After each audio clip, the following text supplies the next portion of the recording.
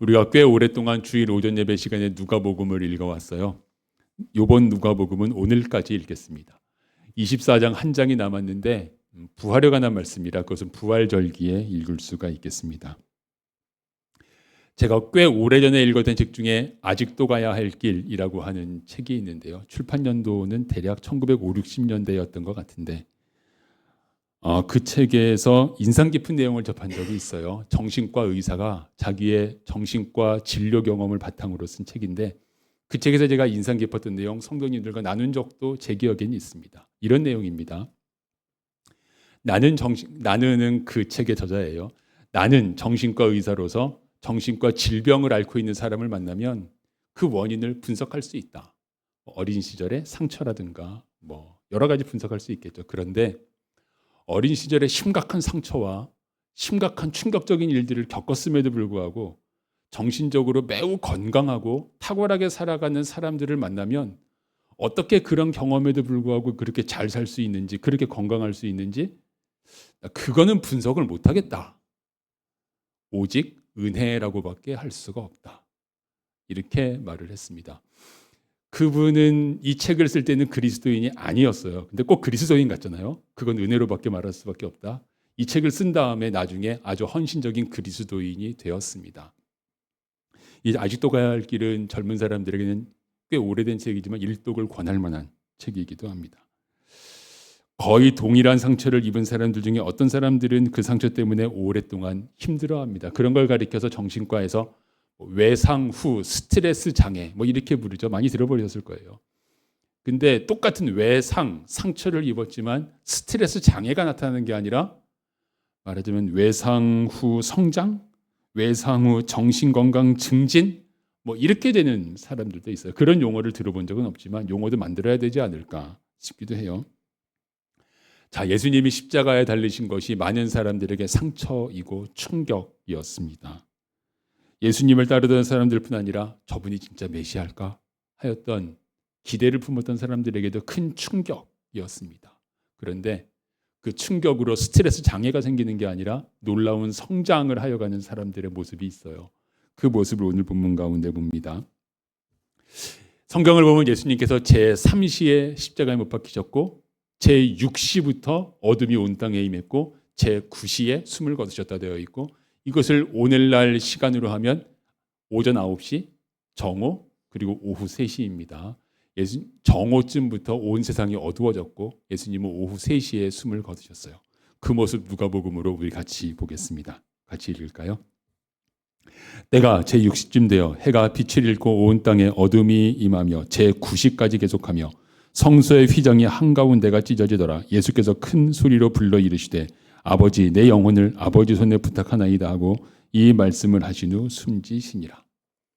성전에 성소와 지성소를 구분하는 휘장이 있죠. 휘장이라 그래서 이 정도 휘장이 아니에요.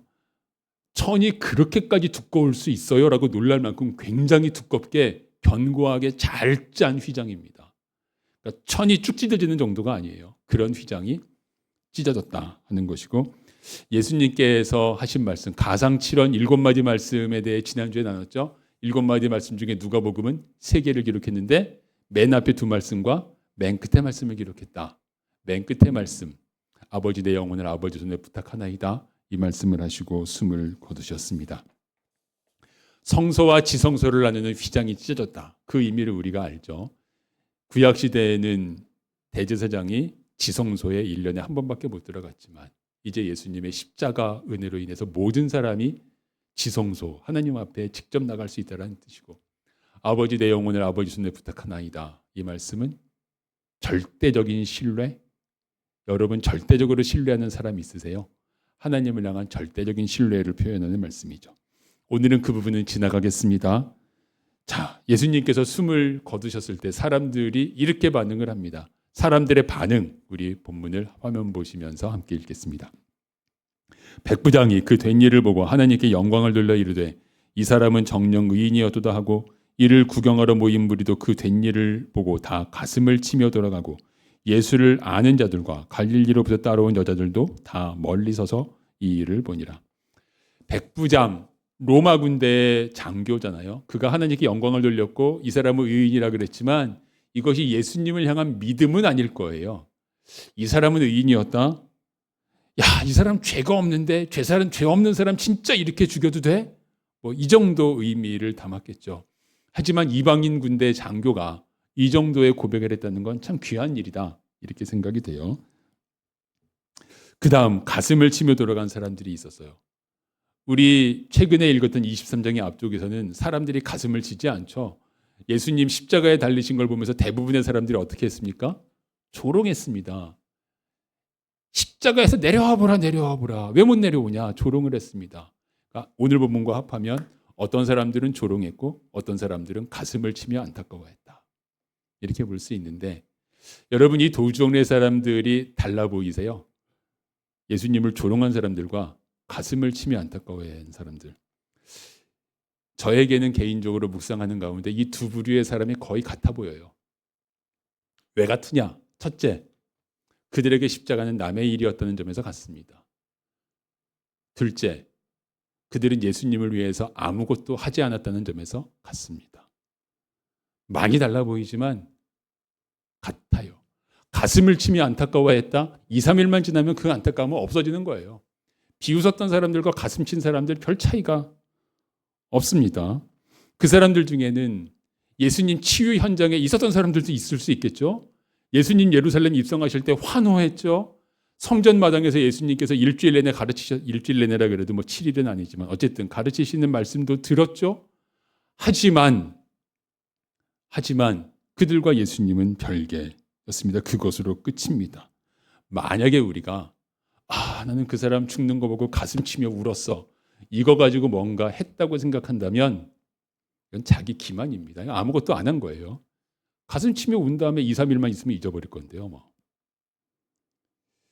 그런데 이때 그 사람들 말고 뭔가를 한 사람들이 있어요. 오늘 우리의 초점은 뭔가를 한 사람들. 먼저 아리마대 사람 요셉입니다. 우리 같이 읽을까요?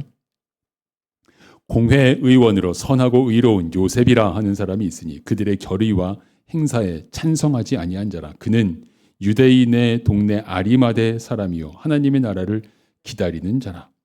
아리마대에는 그의 출신 지역을 말하고 공회, 산헤드린 공회 의원이니까 사회적인 명망이 굉장히 높은 유대의 최고 지도자 중에 한 사람이고 근데 의로운 사람이에요. 그래서 왜 산헤드린 공의회가 예수님을 죽이려고 모의를 하는데 이 사람은 산헤드린 공의회에 참석해 있으면서 그 모의에 반대했다라는 거죠. 그 모의에 찬성하지 않았다라는 것입니다. 아리마대 요셉이라는 사람이 중요해서요. 누가복음 말고 다른 복음서들은 아리마대 요셉에 대해서 어떻게 증거하는가 좀 모아봤습니다. 이렇게 증거합니다. 마태복음은 그는 예수의 제자라 이랬어요. 예수님 믿는 사람입니다. 마가복음은 그 빌라도에게 예수님 시체를 달라 그러는데 당돌하게 했다.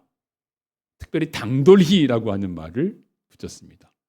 요한복음은 아리마대 사람 요셉은 예수의 제자이나 유대인이 두려워 그것을 숨겼다. 이렇게 증거합니다. 여러분 이 가운데에서요. 요한복음의 증거는 별로 긍정적인 증거가 아니에요. 요한복음은 사람을 몇 종류로 나누는데요.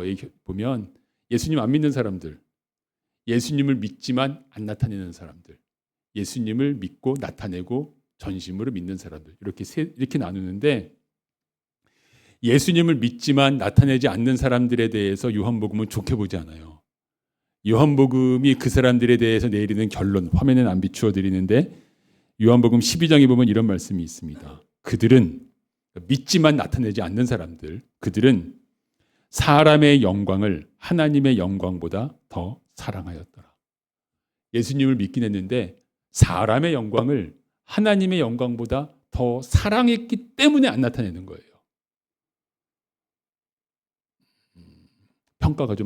성경의 평가가 좀 박하게 느껴지십니까? 그렇게 말씀합니다. 그들은 믿었지만 믿음의 삶보다 자기 일신의 안위가 더 중요한 사람들이에요. 믿음의 삶보다 자기 일신의 안위와 평안이 더 중요한 사람들. 자, 아리마대 요셉과 아주 비슷한 사람이 요한복음에 한 명 나옵니다. 누군지 알아맞히시게 하고 상품이라도 이럴 때 제가 걸어둔 상품이 있는데요. 잠깐만. 준영이가 알아? 제가 사인한 귤이라든가 뭐 이런 거 상품으로 드릴 수도 있는데, 아리마대 사람 요셉과 아주 비슷한 요한복음에 나오는 인물 한 사람. 예, 권사님. 네. 어떻게 하지? 니고데모예요. 니고데모에 관한 말씀. 우리 먼저 요한복음 3장 말씀 같이 볼까요? 읽겠습니다. 그런데 바리새인 중에 니고데모라 하는 사람이 있으니 유대인의 지도자라. 그가 밤에 예수께 와서 이르되. 이 사람이 예수님을 믿었는데 밤에 찾아왔어요. 찾아오는데 왜 밤에 찾아왔는지 분명하죠. 딴 사람들 보면 곤란하니까. 이 사람도 유대인의 지도자인데, 여러분 성경에 각주가 있어요. 지도자라는 말은 산헤드린 공의회 회원이라는 뜻이다. 아주 비슷하죠. 이 사람과 예수님의 대화 중에서 우리가 대부분의 그리스도인들이 암송하고 있는 구절도 나오죠. 요한복음 3장 16절. 하나님이 세상을 이처럼 사랑하사. 니고데모에게 주신 말씀입니다. 자, 그 니고데모가 아리마대 요셉이 예수님의 시신을 수습해서 무덤에 넣을 때 이런 일도 했어요. 19장 39절도 같이 읽을까요? 일찍이 예수께 밤에 찾아왔던 니고데모도 모략과 침향 섞은 것을 100리트라쯤 가지고 온지라. 100리트라는 약 32kg. 이게 장례용품이란 말이죠. 장례용품을 한 사람 앞에 32kg까지는 안 쓰일 것 같은데 하여튼 굉장히 넉넉하게 많이 가지고 왔다. 이런 내용입니다.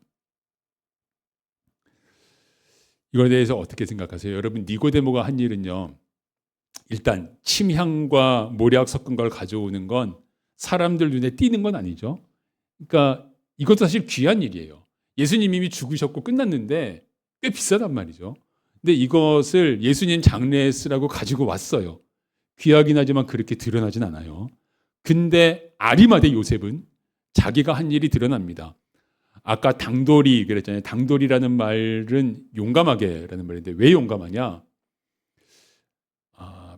총독 빌라도에게 찾아간 게 용감하냐? 그건 별로 용감한 일 아니에요. 왜냐하면 이 사람 공의회 회원이에요. 그러니까 빌라도랑 안면이 있어요. 이게 보통 일반 평민이 아니에요. 그러니까 빌라도 찾아가서 만나는 정도는 별로 부담스러운 일이 아닌 그 정도의 사회적인 지위가 있는 사람이란 말이에요.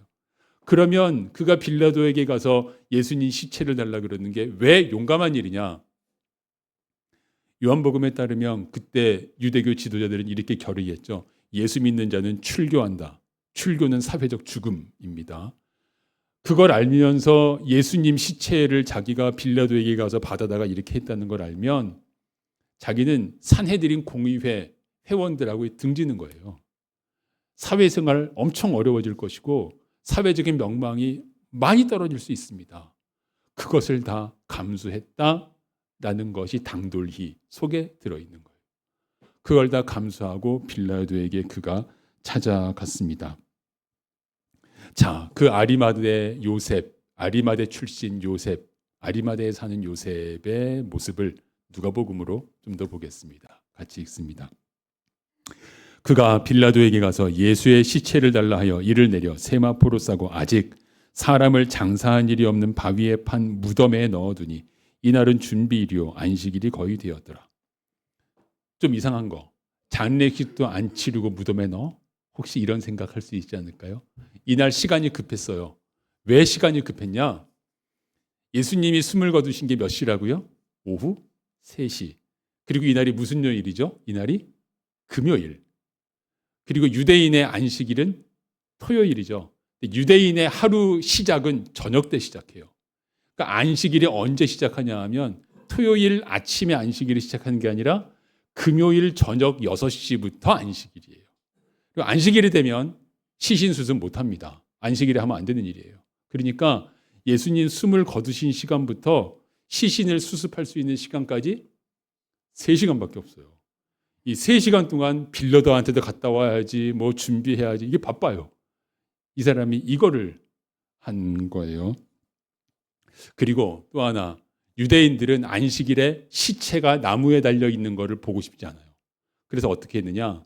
아직 십자가 위에서 건강한 사람들은 아직 숨이 안 끊어졌을 수 있거든요. 그러면 그 사람들의 숨을 끊습니다. 다리를 꺾어서 숨을 끊고 그리고 십자가에서 내려놓습니다. 안식일에 위에 안 달아놓으려고. 그리고 숨진 것 같이 보이지만 확인하려고 다리를 확 꺾을 수도 있어요. 그러니까 예수님을 그대로 놓아두면 이제 그렇게 되는 거예요. 다리 꺾어서 내려오는데 시신 수습해 가는 사람이 없으면 길거리에 그냥 방치된 채로 안식일을 지나가는 거예요. 아리마대 요셉은 그걸 볼 수가 없어요. 그래서 이렇게 서두르는 거고, 마침 자기가 준비한 무덤이 있어요. 유대인의 장례 습관을 아시죠? 동굴을 무덤으로 사용하는데 온 가족들과 뭐 조상 때부터 후손들까지 다 그 동굴에 들어가잖아요. 근데 이 사람은 부자예요. 부자이기 때문에 동굴을 새로 하나 샀어요. 새로 하나 마련해서 이제부터 자기와 자기 가족들은 그 동굴에 장사하겠다고. 근데 아무도 장사 안 지냈어요. 아직 새로 마련해서. 마침 아리마대 요셉은 예수님이 하나님의 아들이라고 믿는 사람이니까, 예수님께 한 사람 한 번도 사용하지 않은 그 무덤을 내어드릴 수 있겠다. 그래서 그것을 헌신해서 예수님께 드리고 거기에 넣었습니다. 니고데모, 그리고 아리마대 사람 요셉.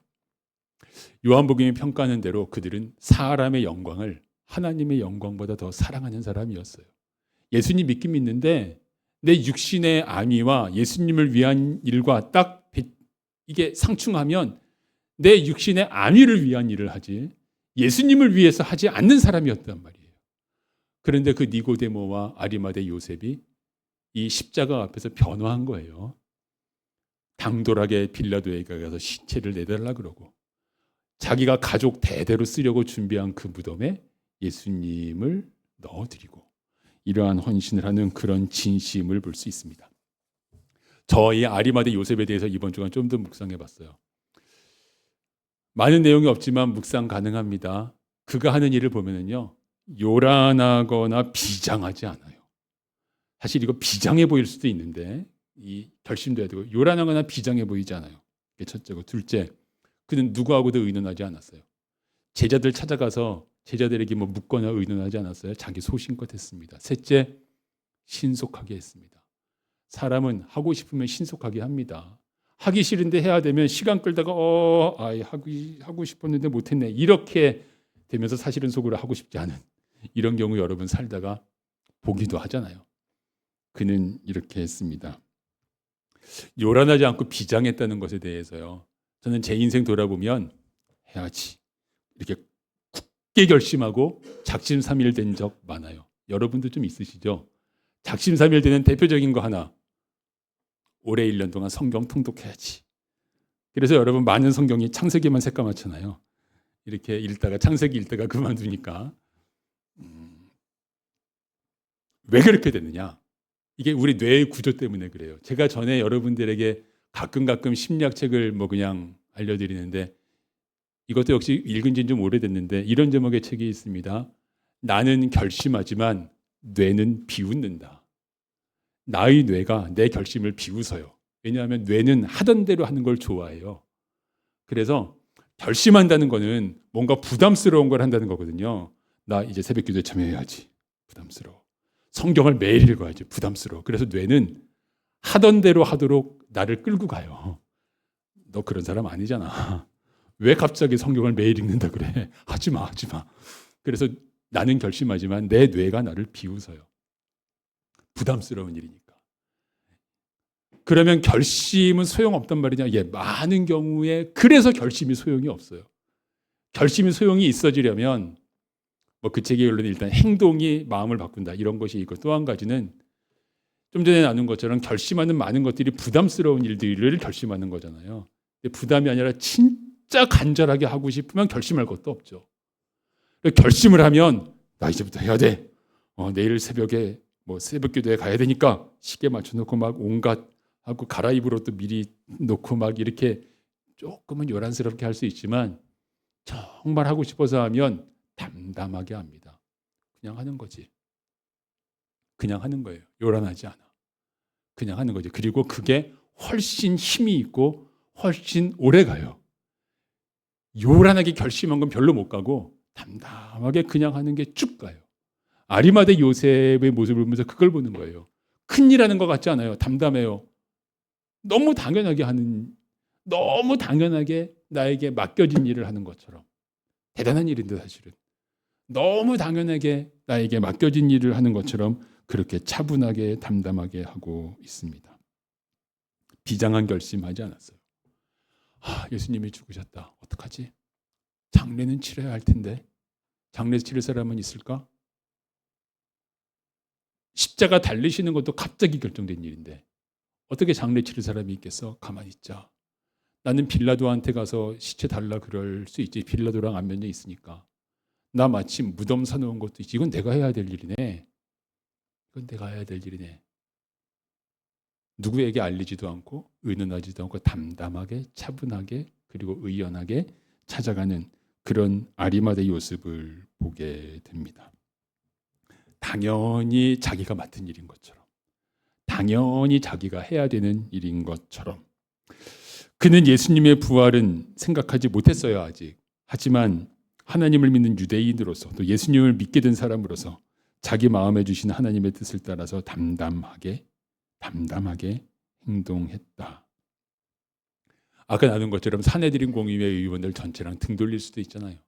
이제부터 사회생활 매우 불편해질 수도 있잖아요. 그런데 그런 게 염두에도 없어. 그래, 그런 거에도 불구하고 결심했어. 이런 게 아니고 그냥 내가 사랑하고 내가 존경했던 예수님에 대한 일이니까 너무 하고 싶어서 하는 거예요. 그러니까 담담해요. 비장하지 않아. 담담하게 당연하게 했다. 이번 주간 요셉의 모습 속에서 저에게 주신 은혜는 이 담담함이었습니다. 아리마대 요셉 이외에 예수님 장례를 치르려고 했던 사람들이 또 있어요. 이 사람들입니다. 누가복음 8장에 있는 이 사람들의 모습 같이 읽겠습니다. 또한 악귀를 쫓아내심과 병고침을 받은 어떤 여자들 곧 7 귀신이 나간 자 막달라인이라 하는 마리아와 헤롯의 청지기 구사의 아내 요한나와 수산나와 다른 여러 여자가 함께하여 자기들의 소유로 그들을 섬기더라. 가장 익숙한 이름은 막달라 마리아죠. 막달라도 지역 이름이죠. 아리마대도 지역 이름이고 우리 춘천댁, 대구댁, 광주댁 하는 것처럼 막달라댁 마리아. 이 정도 되겠습니다. 그들은 눈에 보이지 않게 예수님과 제자들을 뒷받침해 왔어요. 자기들의 재산을 가지고. 그 여인들이 장례를 치르러 왔는데 사실 이들은 예수님의 시체를 받아가는 것도 좀 어려워요. 빌라도하고 관계가 있는 것도 아니잖아요. 지금 아리마대 요셉처럼. 그리고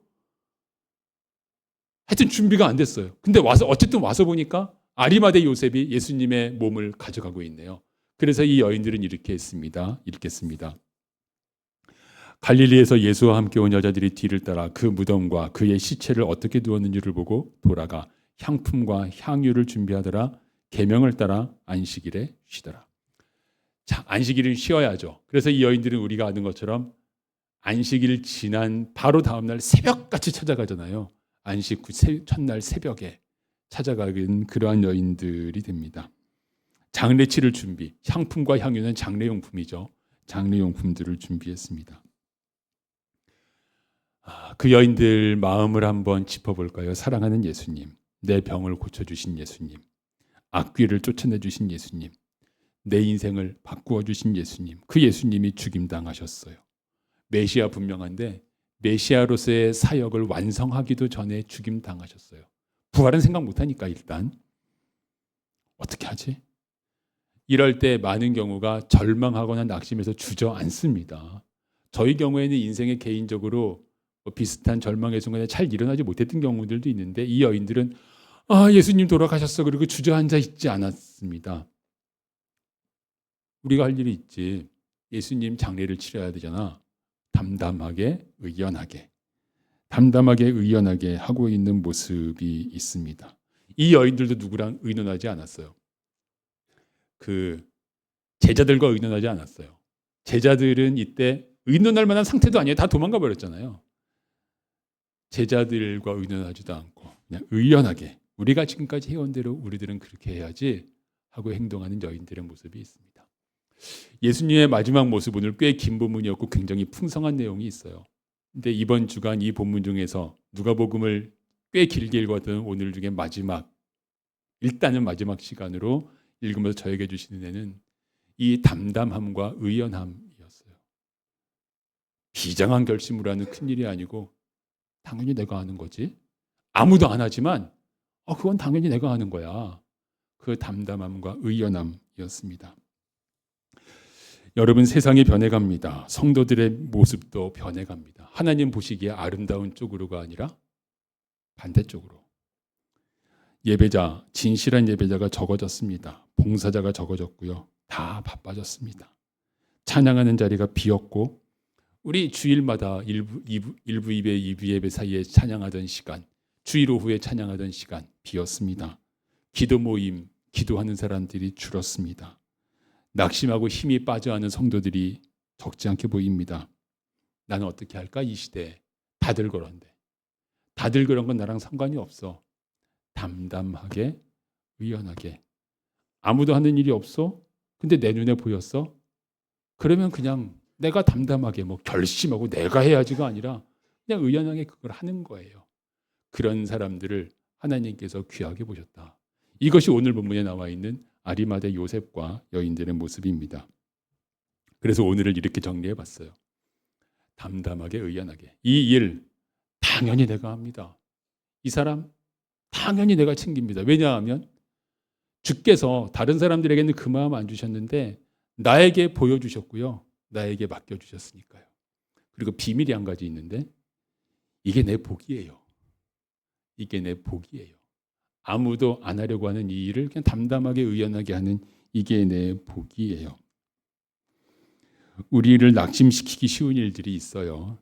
이 시대에 더더욱이나 인간관계든 어디에서든 그런 일들로 인해서 깊은 상처를 입고 상처 안고 살아가는 이들도 있지만 그 상처 때문에 더 성장하고 단단해지는 이들도 있다라는 거 우리 오늘 말씀 시작하면서 같이 나눴잖아요.